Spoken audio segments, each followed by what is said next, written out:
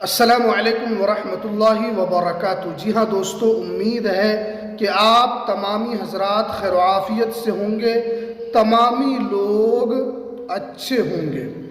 आज की जो वीडियो है बिहार के 1,17,00,000 सभी पेंशन धारकों के लिए काफ़ी इम्पोर्टेंट होने वाली है।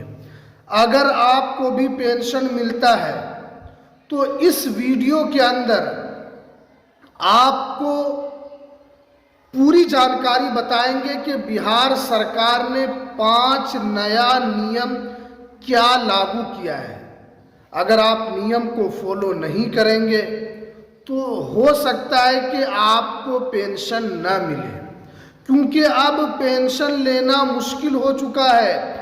बिहार के नए मुख्यमंत्री श्री सम्राट चौधरी साहब ने साफ साफ अधिकारियों को चेतावनी दे दी है कि बिहार में गलत तरीके से पेंशन लेने वालों पर कार्रवाई की जाएगी। तो क्या 10 नए नियम लागू हुए हैं, पूरी जानकारी आज आपको इस वीडियो में हम बताएंगे। सबसे पहले आपको मालूम होना चाहिए कि केंद्र सरकार ने एक नया नियम लाने के लिए जा रही है।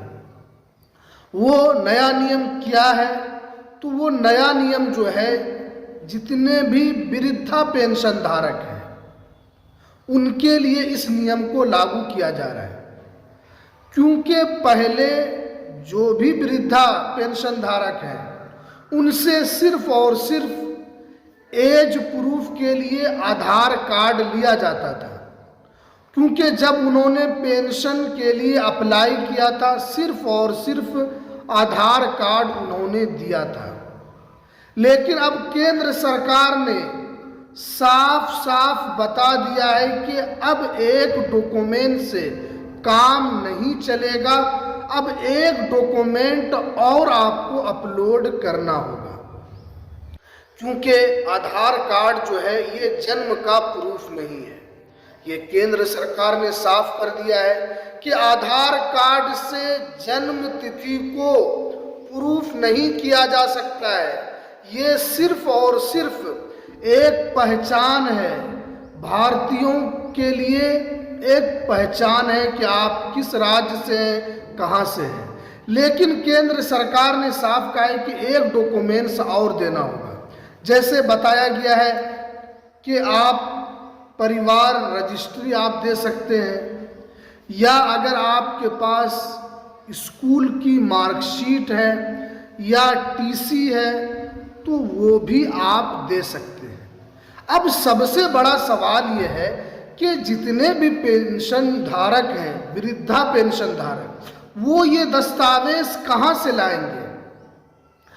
अगर कोई पेंशन धारक ऐसा है जो कभी स्कूल नहीं गया है तो वो 10th की मार्कशीट कहाँ से लाएंगे, वो 8th क्लास की मार्कशीट कहाँ से लाएंगे, वो टीसी कहाँ से लाएंगे? तो इसलिए आपको सावधान हो जाना है, क्योंकि अभी बहुत सारे लोग पेंशन के लिए अप्लाई कर रहे हैं, उनका पेंशन रिजेक्ट कर दिया जा रहा है। तो इसलिए आपको सचेत हो जाना है, आपको सावधान हो जाना है।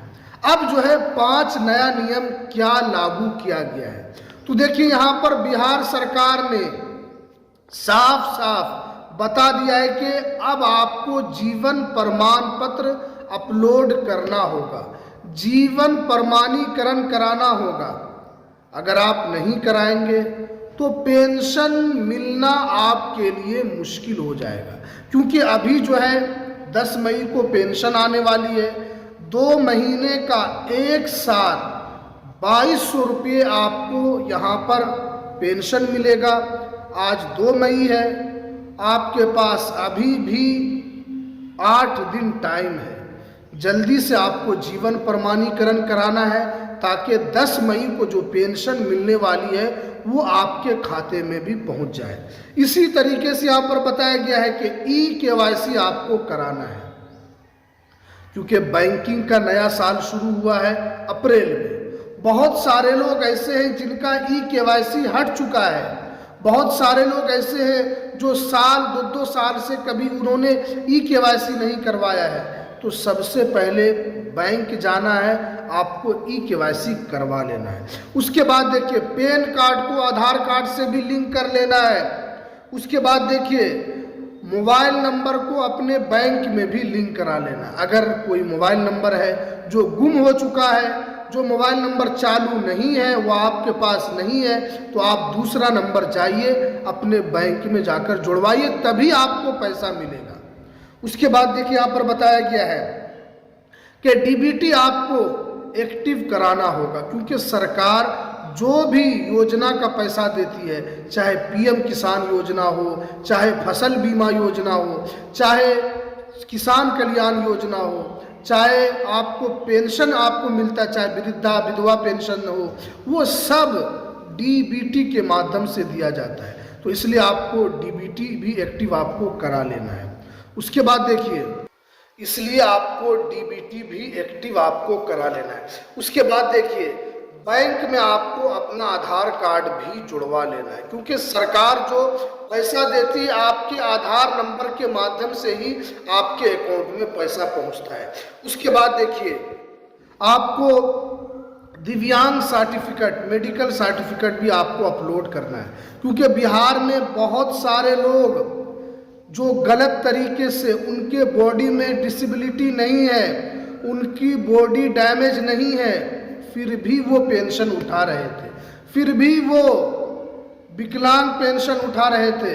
तो इसलिए आपको मेडिकल सर्टिफिकेट आपको ज़रूर अपलोड कर लेना है कि आपके बॉडी में कितनी डिसेबिलिटी है, आपकी बॉडी कितना काम नहीं करता है, वो आपको एक मर्तबा ज़रूर अपलोड कर लेना है। उसके बाद देखिए मृत्यु प्रमाण पत्र भी आपको यहाँ पर ज़रूर अपलोड कर लेना है। जितनी भी विधवाएं महिलाएं हैं, अगर उनके शौहर की मृत्यु हो गई है तो मृत्यु प्रमाण पत्र अपलोड कर देना है। अगर उनके शौहर ने, हस्बैंड ने डिवोर्स दे दिया है तो उस डिवोर्स का कागज़ भी आप अपलोड कर सकते हैं, क्योंकि आपको पता है कि सरकार जो है वो लगातार इस पर काम कर रही है। और बिहार में अब नीतीश कुमार की सरकार नहीं है, बल्कि बीजेपी की सरकार है। सम्राट चौधरी मुख्यमंत्री हैं। नीतीश कुमार ने जिस तरीके से 20 साल बिहार को चलाया है, उस तरीके से सम्राट चौधरी उनके सामने अभी कुछ नहीं है। अभी उन्होंने अधिकारी को भी साफ कहा है कि जहां भी गलत हो फौरन कार्रवाई, ऑन द स्पॉट कार्रवाई होनी चाहिए। इसलिए अब जो है पेंशन लेना मुश्किल हो जाएगा। पेंशन चाहिए तो इन सभी नियमों को फॉलो करना होगा, इन सभी नियमों को जानना होगा, क्योंकि सरकार ने ये भी कहा है कि आपका पेंशन बढ़ेगा, वृद्धा पेंशन धारकों का पेंशन बढ़ता रहेगा। ये सम्राट चौधरी ने कहा है। अभी आपको 1100 रुपये मिलता है, 1500-1800 रुपये आपका पेंशन किया जाएगा, और आगे आने वाले दिनों में आपका पेंशन 3500 से 4000 रुपये हो जाएगा। तो इसलिए सरकार ने भी पेंशन धारकों के लिए साफ साफ नियम को लागू कर दिया है। अगर पेंशन चाहिए तो नियम को फॉलो करना होगा, और सरकार जो है इस पर काम भी कर रही है। तो इसलिए ये बहुत ही महत्वपूर्ण जानकारी जो निकल कर आ रही थी बिहार पेंशन धारकों के लिए। तो चलिए, अगर ये वीडियो आपको पसंद आया हो तो इस वीडियो को ज़रूर लाइक कीजिएगा, शेयर भी आप ज़रूर कीजिएगा सभी पेंशन धारकों को। आप इस चैनल पर पहली मर्तबा आए हैं तो इसको सब्सक्राइब भी ज़रूर कर लीजिएगा, ताकि आपको रोज़ाना कुछ न कुछ नई अपडेट आपको मैं यहाँ से देता रहता हूँ। तो चलिए, हमें दीजिए इजाज़त।